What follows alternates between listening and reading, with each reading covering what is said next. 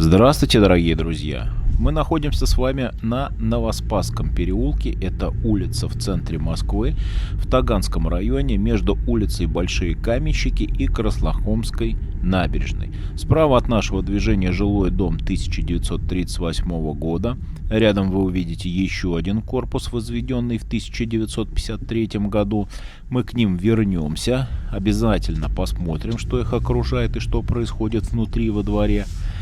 Повернули мы с вами на Новоспасский проезд, ну а поводом этого ролика послужила очередная прогулка. Проведем мы ее не на автомобиле. Изначально мы охватим ту окрестность, которая окружает это прекрасное место. Погуляем мы с вами здесь вокруг Новоспасского монастыря, который вы видите. Это очень популярное место в городе. Часто ее посещают туристы. Ну а мы с вами тут погуляем и посмотрим на то, что нас в этой прогулке будет окружать. Для тех, кто вновь подключился, напомню, канал у нас о Москве. Вместе с вами мы гуляем по городу, рассматриваем Москву, чем живет город, что его окружает, как он меняется, как развивается и многое другое. На канале уже много разных сюжетов в разное время суток и года. Как под комментарии, так и под музыкальное сопровождение. Не забудьте подписаться. В правом нижнем углу у вас будет расположена соответствующая красная кнопка. Не забудьте также нажать на колокольчик, после чего вы будете получать уведомления о новых моих сюжетах и будете в курсе новых изменений в городе.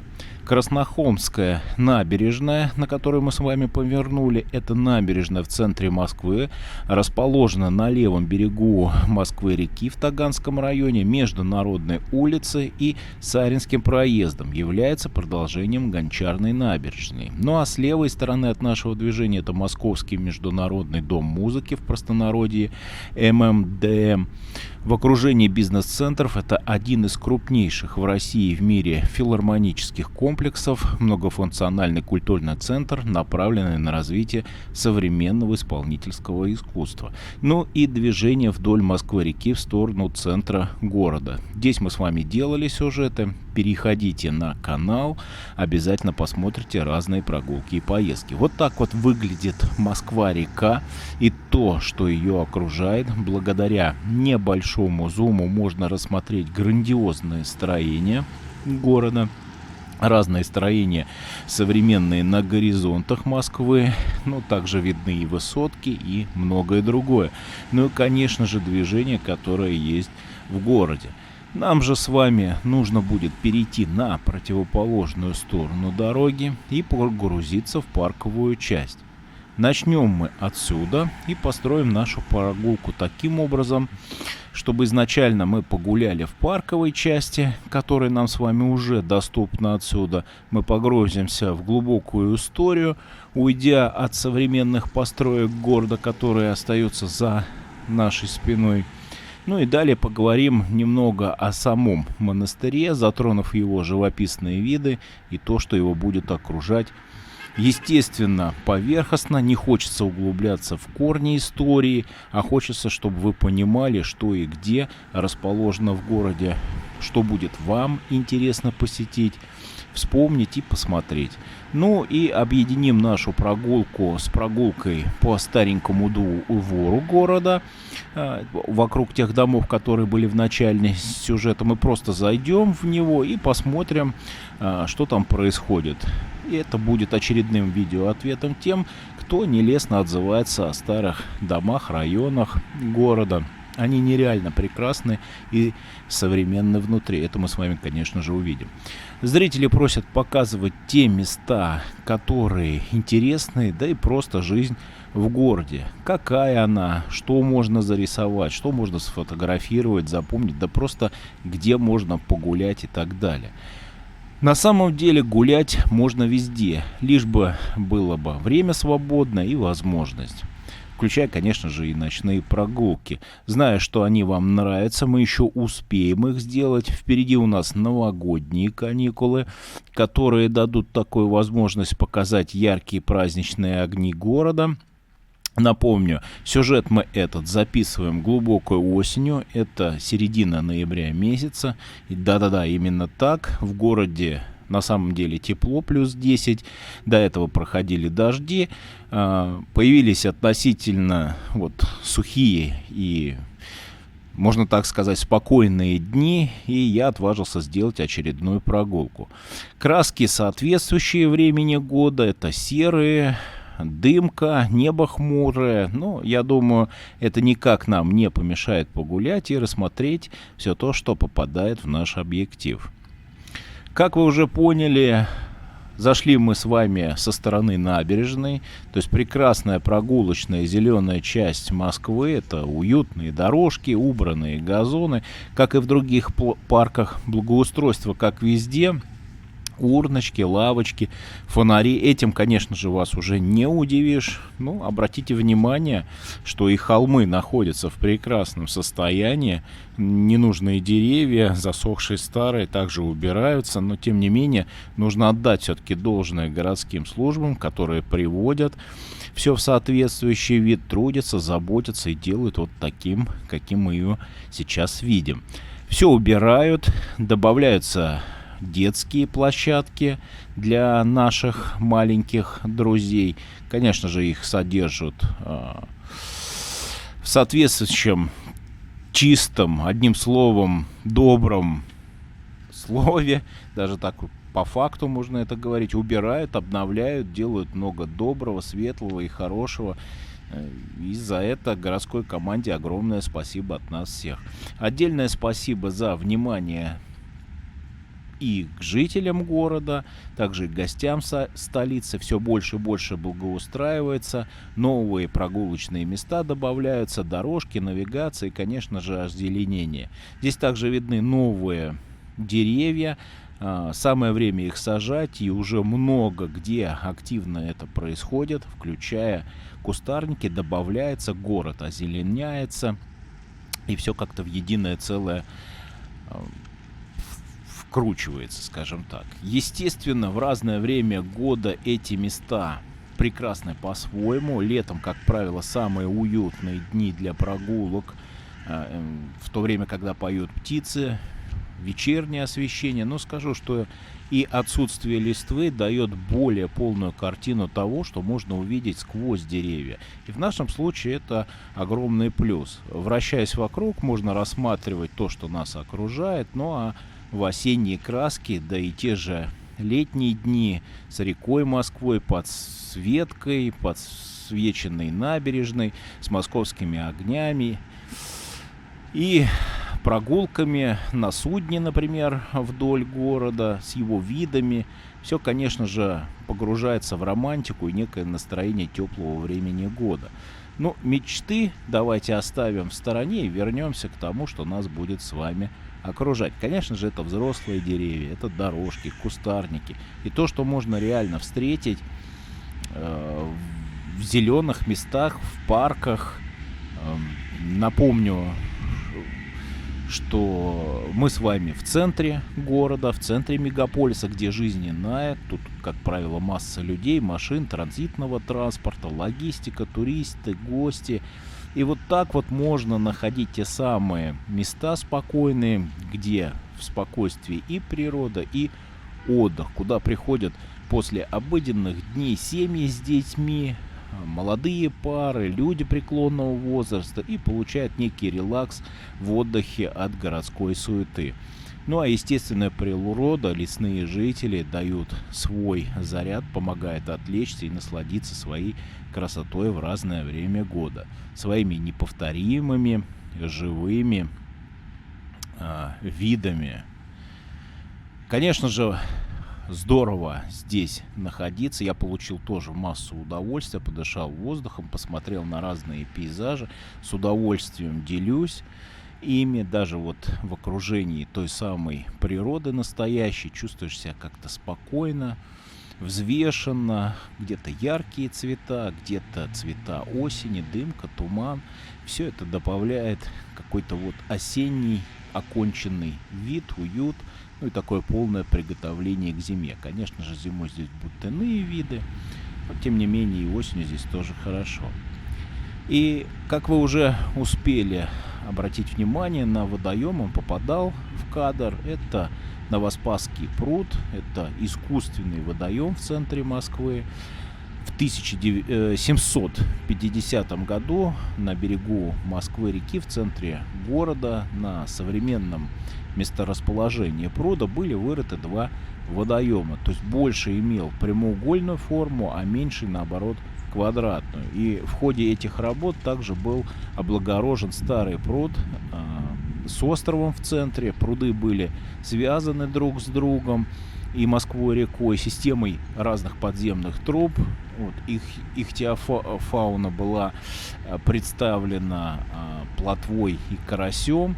Ну и до наших дней этой системы дошел лишь один водоем прямоугольной формы. Это и есть Новоспасский пруд, который вы сейчас видите. Площадь его небольшая, составляет 1,5 гектара, то есть средняя глубина где-то до 2,5 метров. Питание водоема осуществляется за счет грунтовых и поверхностных вод. Ну и чтобы предотвратить водную эрозию, береговые линии укрепили железобетонной конструкцией. Вот такие здесь милые местные жители. Приходят их покормить люди. Также детишки приносят хлеб. Как правило, на всех водоемах присутствуют утки. Редко, но часто можно их увидеть и вдоль границ берегов, а также иногда в Москва-реке. Присутствуют. В общем, птицы никуда не улетают. Ну и вдруг вокруг пруда, как вы уже успели увидеть, расположен вот тот самый небольшой парк, в котором мы с вами погуляли. Можно смело сказать, что это действительно популярное место для отдыха, то есть не только для местных жителей, но и для тех, кто когда-то случайно сюда попал. Для тех, кто планирует потренироваться в беге, вокруг пруда есть дорожки, можно наслаждаться видами и поактивничать в этом виде спорта. Купание, конечно же, в Новоспасском пруду не разрешено, однако этот запрет часто нарушают. Да, также на Новоспасский пруд приходят рыбаки, в кадр попадал один, да и в момент записи также были даже семьи со спиннингами, и девушки принимали активное участие в блесновании. Ну и, конечно же, с территории пруда открывается вид на Московский международный дом музыки, который расположен за спиной от нас. Это с одной стороны. Ну а то, что за Москвой-рекой находится, ну и, конечно же, Новоспасский монастырь с противоположной, который мы с вами видим. Это очень интересное место, здесь очень интересные фотографии получаются, и вы уже представить можете, как это все смотрится летом или осенью, либо в вечернее время суток. Поэтому, если вы сюда вдруг соберетесь, возможно, на какую-то встречу или прогулку, кто-то пригласит вас, например, не забудьте все-таки взять хорошую оптику для соответствующих фотографий. Здесь они получаются невероятно красивые. То есть хорошая здесь природа, история, краски. Есть нестандартные виды из холма или наоборот вид на холм, на возвышенность, виды на историю. Ну и согласитесь, виды тут невероятно красивые, даже сейчас в это время года их видно. Вот такие интересные места, интересные виды, интересные пейзажи, водоем, зелень, городская жизнь и суета, звуки города. Все это вот сливается в единое здесь. Даже немножечко хочется помолчать. Ну и давайте с вами перейдем на противоположную сторону монастыря, на ту самую улицу, по которой мы с вами ехали.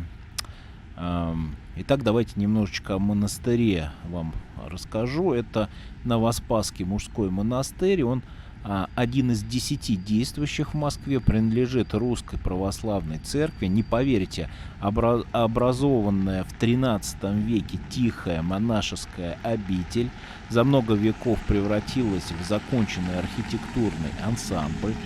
Это действительно удивительный памятник древней истории православия на Руси, обитель монашеской общины, живущим со своим строгим правилами и распорядком. В соборе и храмах монастыря проводятся регулярные богослужения, он открыт, вы можете туда попасть. Основан в 1490 году с именем Спаса Нового великим князем Иваном III, который перевел за город братью Кремлевского монастыря Спаса-на-Бару.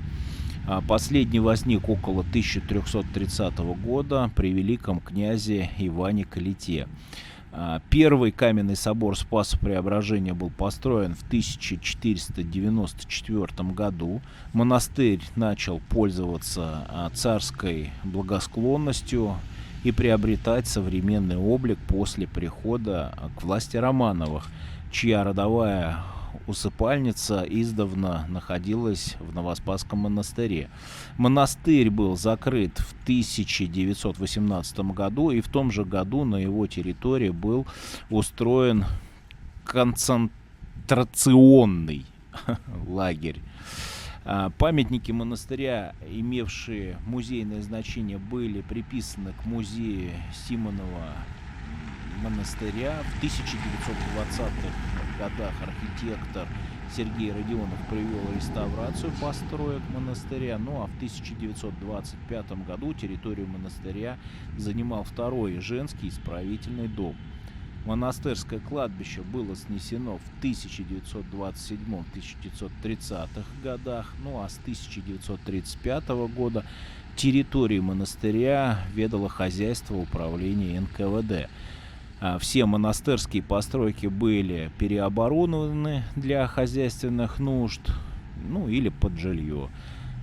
Выселение самих жильцов уже начиналось с 1960 года, а в 1968 году было принято решение организовать на базе монастыря музей истории и современной практики революционного дела в СССР. Восстановительными работами они немножко затянулись, то есть ими долго занимались, то есть это действительно многие годы, и в соборе планировалось открыть музей истории реставрации, большой реставрационный центр на территории монастыря. Он существовал с 1985 до 1990 года, когда решено было вернуть монастырь Московской Патриархии. И возрождение монашеской жизни началось в апреле 1991 года. В июле того же года был создан мужской хор Новоспасского монастыря, а в 1995 году сюда был перенесен прах великого князя Сергея Александровича, убитого за 90 лет до этого террористом Иваном Каляевым. И на территории монастыря был воздвинут памятный крест воссоздания и сохранившийся по проекту Виктора Васнецова точная копия памятника, существующего в Кремле. В феврале 2014 года патриарх Кирилл осветил 16-тонный романовский колокол, который был отлит взамен уничтоженного в 20 веке исторического колокола. А 5 февраля 2015 года в монастырь были перенесены из Греции мощи святого великомученика Дмитрия Солунского. И как я обещал, давайте зайдем в рядом стоящий старенький двор, то есть рассмотрим, в каком он состоянии, что же в нем есть. И на этом я остановлю свои комментарии, потому как они будут действительно излишни. Я буду лучше ждать ваших комментариев и вопросов. Я буду не прощаться с вами. Буду ждать вас в новом сюжете. А пока мое традиционное пока-пока и приятного вам всем просмотра.